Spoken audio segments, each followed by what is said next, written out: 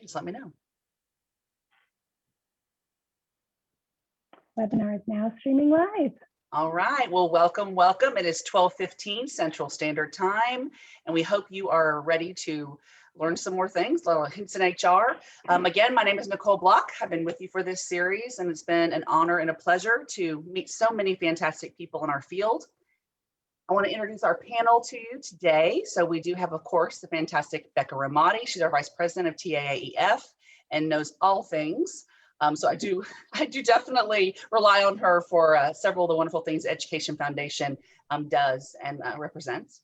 And I want to introduce our panel today. Yes, of course, thank you. I want to introduce our panel today just briefly, because I want to give them an opportunity to introduce themselves. They have a fantastic story, and I know that you guys will enjoy hearing their hints from HR.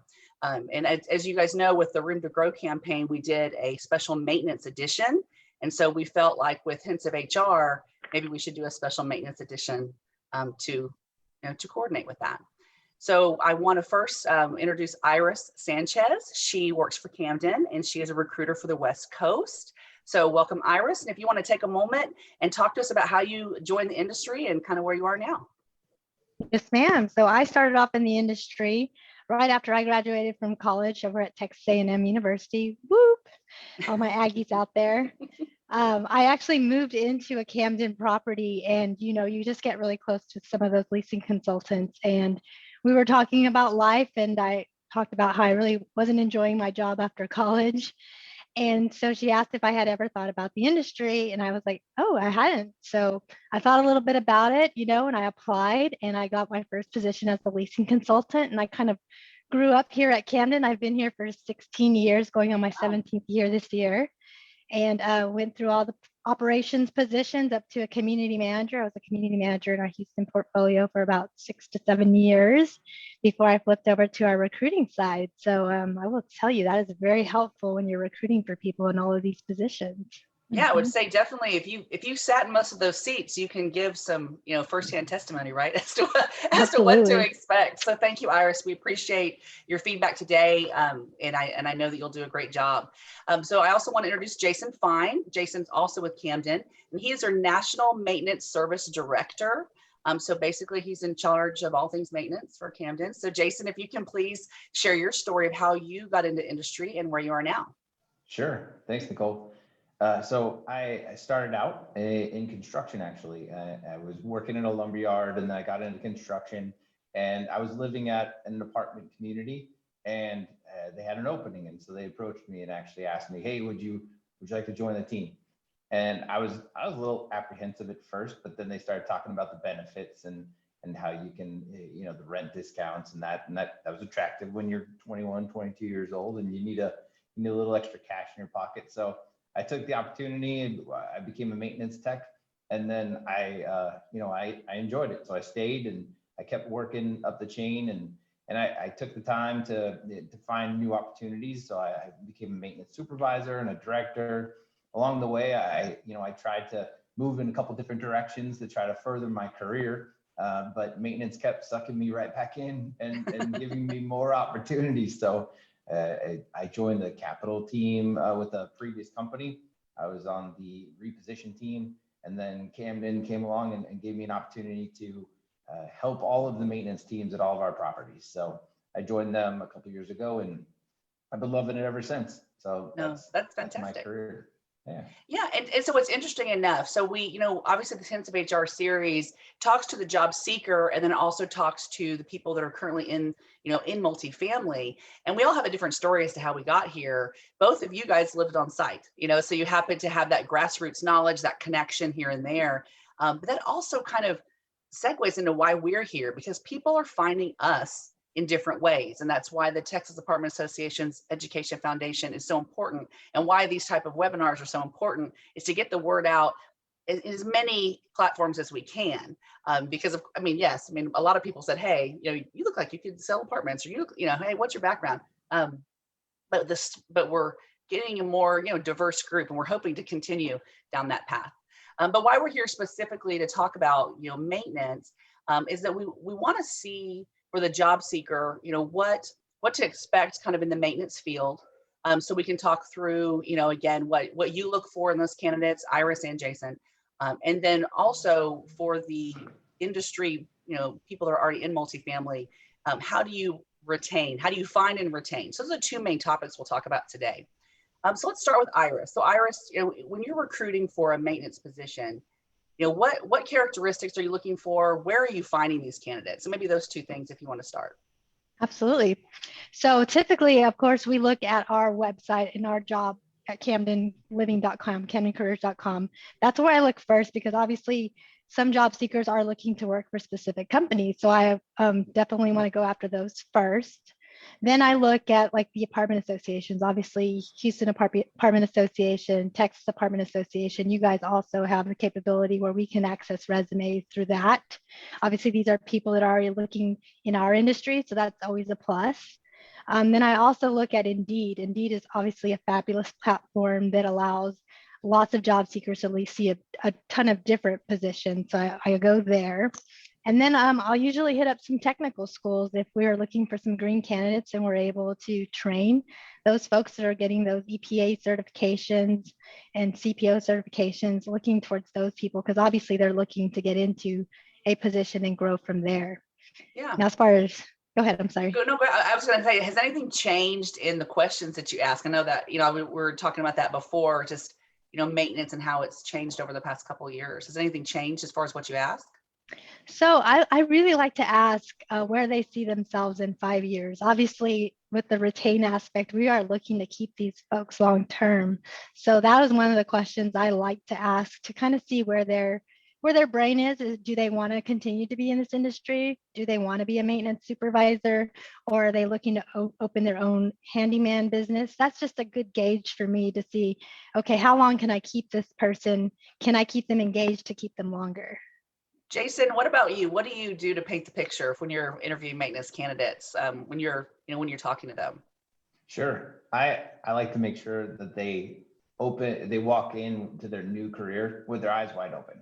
I mean, that's really important.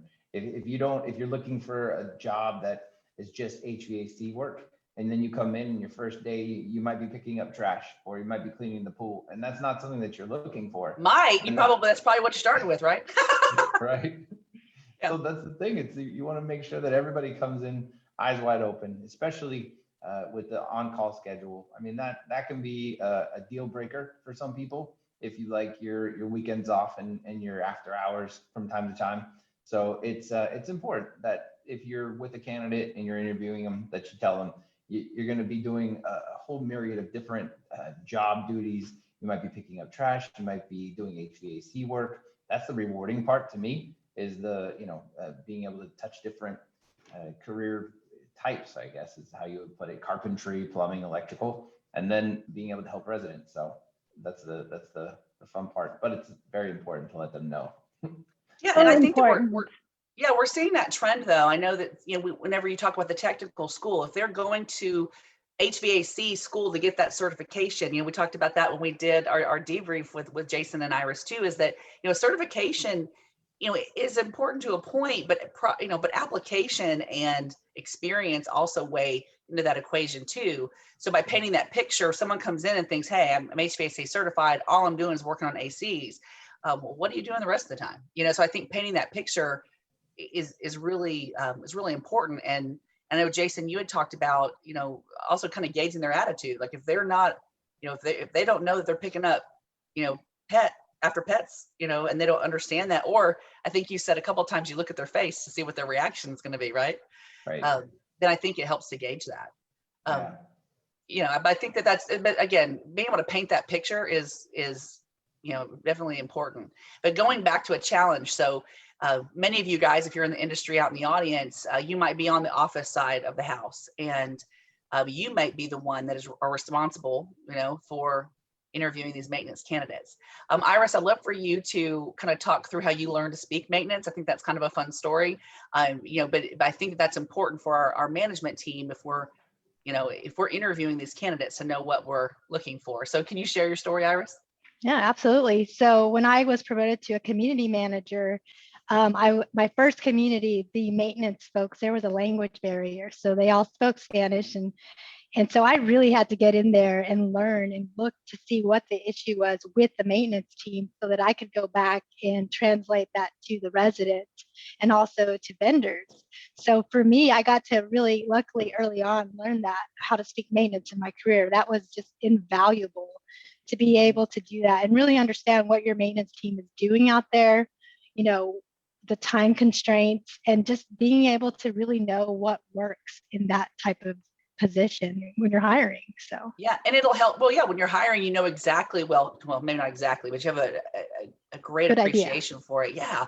And then Jason, you know, you also had some great feedback for, you know, the managers that you've seen that are the most successful as far as relating to their maintenance teams. Can you share with us some of the characteristics that you've seen in your career?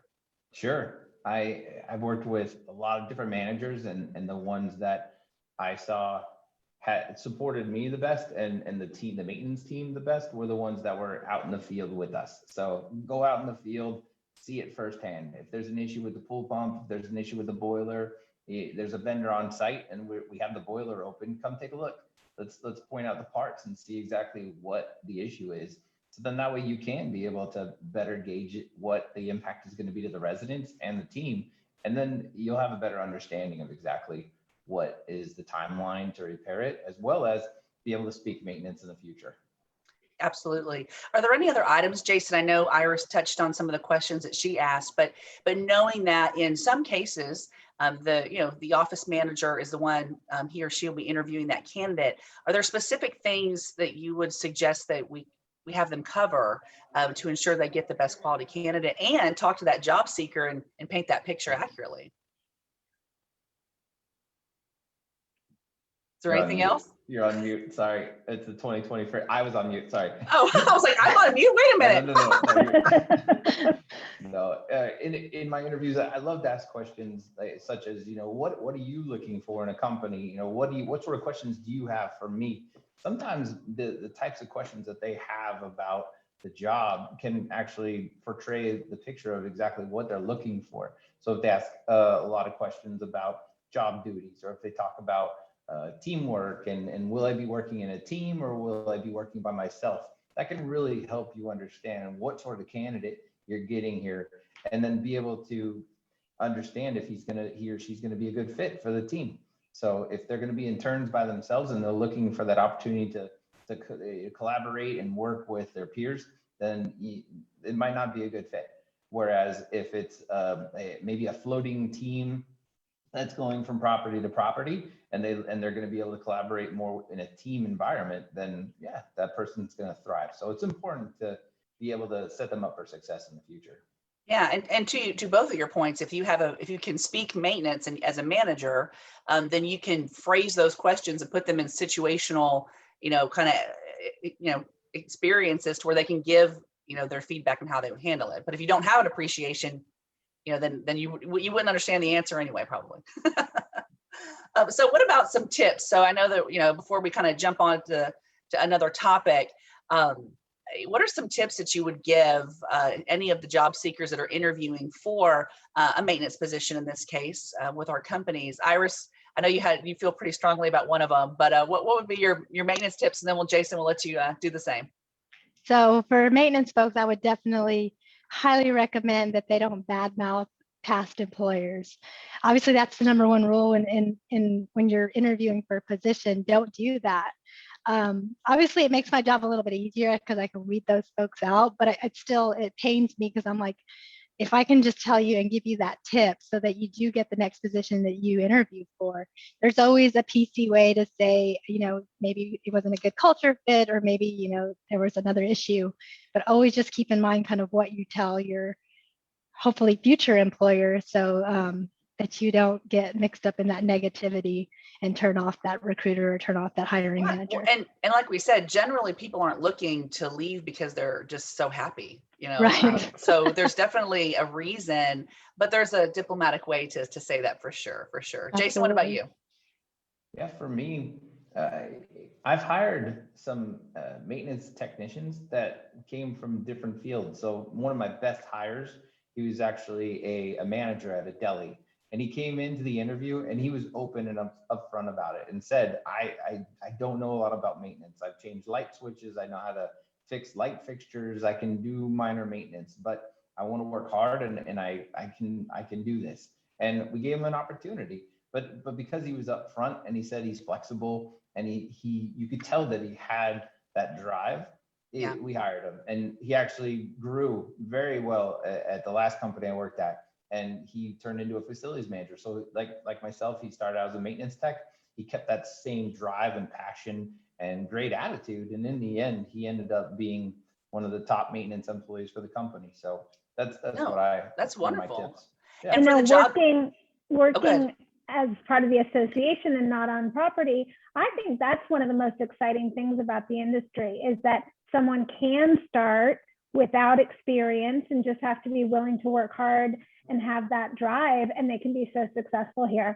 I also wanted to say, Jason, when you were talking earlier about, making sure that it was a good fit for both sides. We had a comment on Facebook about what a good point that was and how it has to be a success for both the candidate and the company and not just one, or it won't work and it won't be worth the while. So thanks, Rachel Elizabeth, for that comment. Yeah, well, and we've talked about culture fits too, and for the job seeker and for the operators and suppliers, and in our audience, is that it does have to be a fit on both sides. But to Jason's point, if the candidate comes in, as the operator should too, transparent and open and just because you can't train attitude. We can train you to check that mark, check the checklist, right? But I can't train you to wake up in the morning and be driven to be better than you were yesterday. So I think that's definitely something that I think that's great. And that's a wonderful story for him that, you're sharing it for years to come. And I bet you he shares the same, like, hey, someone took a chance on me. Right. And now look at what I've been able to accomplish. So thank you so much for sharing, both of you. So let's talk about, a topic. So we talked about job descriptions recently, and we talked about them as a tool. But they're only as good as maybe the tool itself. And several companies might not have looked at job descriptions in 10 years. So let's talk about maintenance tests. So I feel just from talking to lots of people in my industry that maybe their maintenance test could be a decade old as well. Might need a little bit of a revamp. What are your thoughts on that as a tool? We'll start with Jason on this one. How you feel about maintenance tests, or how you've used other types of tests in the past. Sure. So when I joined my first job in the maintenance field, I had to take one of those tests, and it was fine. I mean, it was a little nerve-wracking. I mean, if you're nervous and maybe you don't understand the questions, maybe you might not answer them correctly. So I use it as a tool. It's a good first step to be able to kind of dip my toes in the water. Is this candidate going to be a good fit? Where is their experience level? And then from there, I think one of the best things you can do is take them in a vacant apartment. Take them in a vacant apartment and show them around and have them show you around and open up an AC and say, what do you see? And they'll answer you and they'll point it out. And an experienced maintenance tech can point everything out. And they'll be able to tell you exactly how the Freon works through the system and how the airflow goes through and how it's filtered out. And they'll tell you all that, right? Whereas somebody who just got their CFC certification and they haven't, touched a gauge forever, then they'll come in and they'll be a little bit more apprehensive, and you can see it in their body language and in their confidence. So I think the tests are a great first step, but there's nothing that can, put a candle next to actually being in an apartment and talking about maintenance and what they know. Yeah, well, and I would say, Iris's perspective, was probably a little different, because I don't know that she has a bunch of maintenance apartments behind her on her recruiting calls that she can walk through with people. But I do know that she uses other types of tests from other platforms. Can you kind of share your experience, Iris, with how Camden approaches the testing or how you've done it in the past? Yeah, absolutely. So Jason's team, we have some trainers within Camden that actually help the recruiters in giving us some of those high level questions that we can ask maintenance candidates to kind of gauge if we think they know what they're talking about. Yeah. We also utilize, Indeed has some really cool assessment tests that you can require. So like the maintenance test, maintenance skills test, where they kind of gives you, are they an expert level? Are they an amateur? Are they proficient? So we can kind of gauge, okay, well, this candidate is maybe kind of maybe proficient, maybe he doesn't have the solid foundation, but we are willing to train. So let's take a look at this candidate. Yeah, that's wonderful. I think some of the other things that we've talked about as well is when you're looking at those tests for the operators, are they 100 questions? Are they up with the technology? Think about what's changed for our service technicians and maintenance teams over the past 6 months, heck, 2 to 3 years. Does your maintenance team, are you selecting someone that's going to be able to work for you now or work for you 10 years ago? So just keep that in mind too when you're taking a look at those tests, and also what language are they in? I know we've talked about that too. Similar to what Jason's point was, is that is someone with English as their second language able to complete that test? But if you take them into the apartment, to your point, Jason, they can show you and walk you through the process. So just a little tip for our operators out there to see if it's something you can take a look at, so you can use it as a tool. Because at the end of the day, we want to make sure you have all the tools you can. So now you hired them, right? So you hired this fantastic candidate. Iris has found them. Jason blesses them. It's going to be an amazing journey. Let's talk about the journey, and let's talk about retention. So this is for the job seeker as well. If you're looking for this industry to grow within, this is going to be important to know. And as an operator or a supplier, this is also going to hopefully have you ask questions about your retention plan. We'll share what Camden is currently doing and what we've seen in the past with some other companies. But you start asking those questions. So we'll start with Jason. Jason, talk to us about how you approach retention for your service team specifically at Camden. Sure. I think that it starts with, do we have managers or do we have leaders on our sites, right? If we have managers and we're just task oriented, then everybody's going to come to work and they're just going to fulfill tasks. We're going to check those boxes. We're going to go home. But am I empowering or am I engaging my team?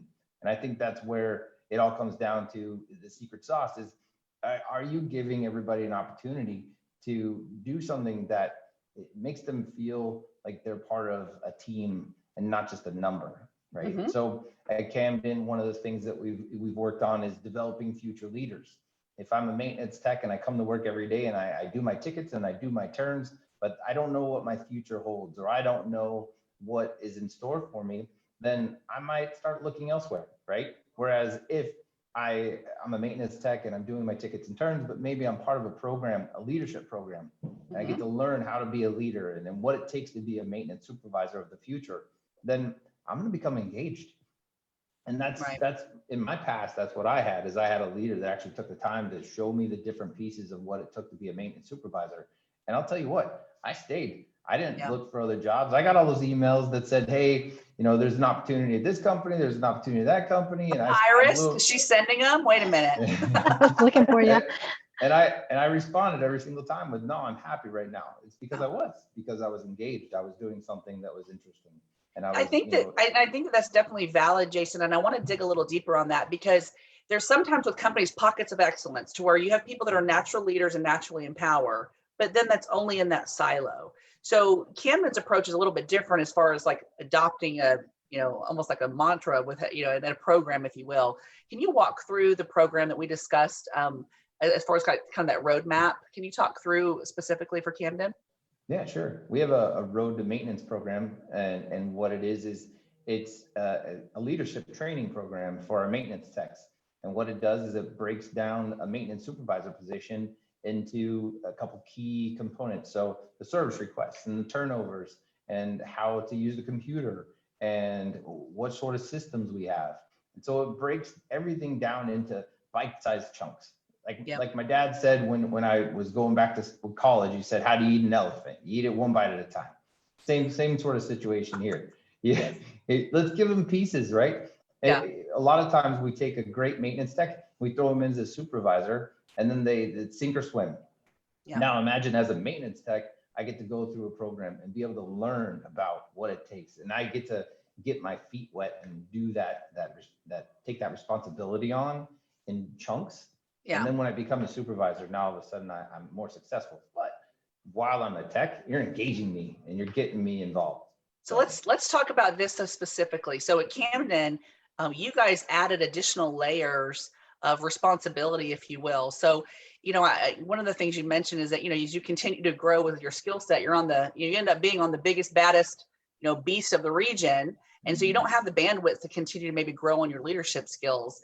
So you created a program to where you almost have like these, little, like I call them pods. So you can talk through, how you use your experts. Sure. Well, like you said, in the past, you grow to the biggest, baddest property. And so you have your best supervisor at the toughest community, and the burnout rate is high. So what we did is we started up a market maintenance supervisor position, which is we take the best maintenance employee, the one that is cut his teeth and earned his stripes at that big property.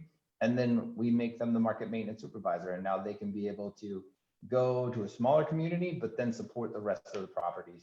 So that engages them as well too. So now you're retaining some of your best talent, and you're giving them an opportunity to learn the next level. And then I think that those and the soft skills are what, like you said, you're trying to grow leaders for sure.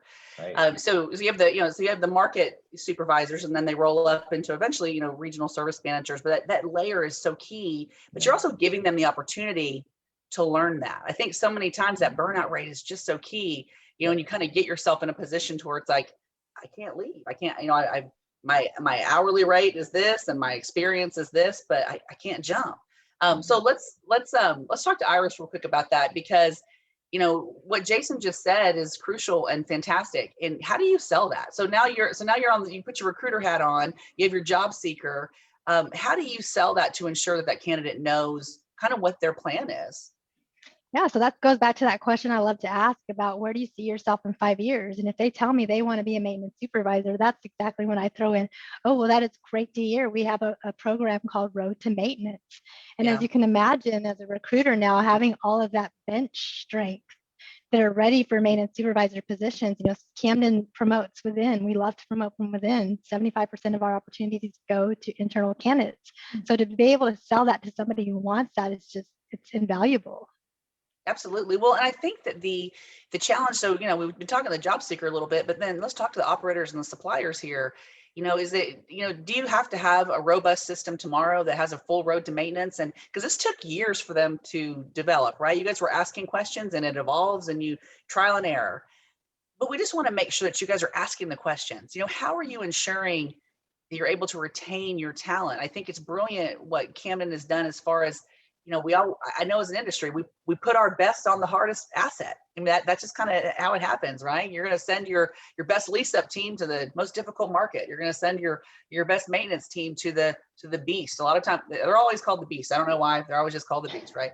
I think that's industry wide.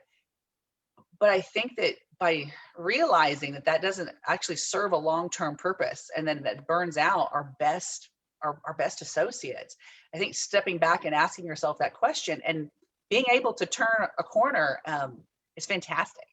Is there anything else? I know our time is almost up. Believe it or not, I told you guys it was fly. But is there anything else? I want to give you just a minute, Jason and Iris. We'll start with Jason. Just anything else that you would, as far as advice you would give to any maintenance candidates that are out there. We'd love to hear it.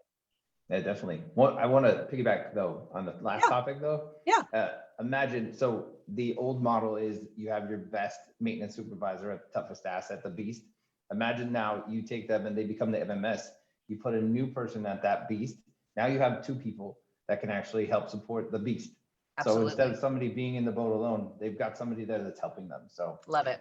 In regards to the question about what I would say to an operator or to somebody new to the industry, you know what? I didn't sign up for this. When I was in high school, I didn't say, I want to be a maintenance employee and paint apartments and fix AC units. I didn't say that. I fell into it. But you know what? I tell my kids every day that, this is a great industry, and look what it's provided us, right? It's provided us a home, and it's provided us what we need. So as far as an operator, I would say, continue to strive to look for those people with great attitudes. I know we always look for the person with all the qualifications, and they're the greatest employee ever, but guess what? They're being retained by us. Yeah. They're being retained by everybody else.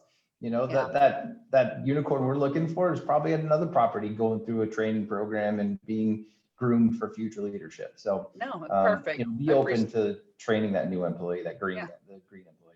Yeah. Appreciate it. All right, Iris. I'll keep it short. No, you're good. Then I'll wrap it up and we'll be done. So, but no, Iris, we want to make sure that you have the opportunity to share too. Absolutely. Just go after what you want. Those texts, definitely follow up. If it's a company you really want to work for, follow up. I mean, there's a ton of guys out there, and a lot of folks don't return calls. So if you really want that position, follow up and go for it. No, that's fantastic. Well, I know we probably will mention, what about our voting? How's our voting going, Miss Becca, about our Room to Grow campaign? Thank So you want to There's- update us on that? Yes, there's one more day to vote today, and also two days to vote, today and tomorrow. The voting will end tomorrow night at 11:59 p.m. So get your votes in. I'll put the web address for voting in the comments, and please vote and support these fantastic candidates. I think this session teaches us that we need to hear more about maintenance. Absolutely. Well, again, my name is Nicole Block. Becca and I, we want to extend our, just thank you so much. We're so grateful for you guys, Jason and Iris, for participating today. All of you guys out in social media land for lending us your ear. Please let us know any topics that you want to see in the future so we can continue to just make our industry that much more robust with good job seekers meeting up with the right operator and supplier. So have a wonderful day, and we appreciate you. Bye, guys. Thanks, y'all.